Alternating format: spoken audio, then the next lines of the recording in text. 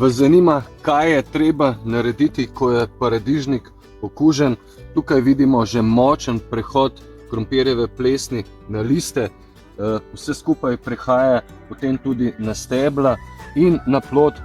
Take plodove je treba zdaj porezati, potencialno lahko dozorijo na okenski polici. Vse rastline pa seveda odstraniti z vrta. Paradižnik je najbolj varen v rastlinjaku, tam ni dežja, na skupnostnih vrtovih je več težav s krompirjevo plesnjo na paradižniku in tam je higiena nasadov obvezna.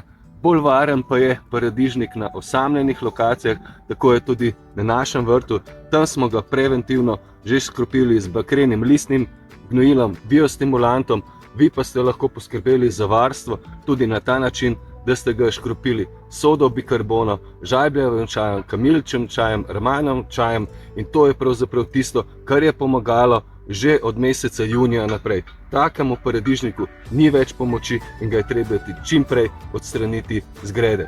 To je tisto ključno, kar je treba narediti in tako boste pridelali zdrav paradižnik v naslednjem letu in obvarovali tudi sosede.